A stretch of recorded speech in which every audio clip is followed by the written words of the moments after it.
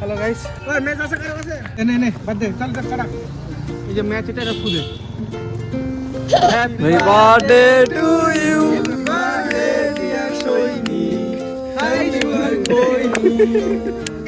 জন্মদিন মানে শুধু উইশ করা আর কেক কাটা নয়, খাওয়া দাওয়া মাস্ট।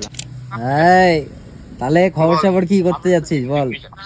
তুই যা করবি সেটাই হবে, তোর উপর তো কোনো চাপ দিতে পারবো না। তা বাড়িতেই তাহলে করে দিচ্ছি তাহলে নাকি? কার বাড়িতে? আমার বাড়ির আর ছাদে। সেই জন্যই শরণ আমাদের সবাইকে ডেকেছে ওর বাড়িতে। কিন্তু সমস্যা কোথায় জানো? এই হাড় কাঁপানো ঠান্ডায় এই রাস্তায় হাঁটা। ব্যাপারটা যতই কষ্টকর হোক ততটাই রোমাঞ্চকর। রাতের রাস্তায় হাঁটার মজাই আলাদা। কিন্তু একটা ভুল হয়ে গেছে, আমরা বার্থডে সেলিব্রেট করেছি ঠিকই, কিন্তু গিফটটা পারফেক্ট গিফট খুঁজে বের করা। একটু খুঁজতেই আমরা পেয়ে গেলাম পারফেক্ট গিফট। গিফট হাতে পেয়ে শরণের মুখে যে হাসিটা ছিল সেটাই আসল উপহার। বন্ধুত্ব মানেই তো এটাই, তাই না?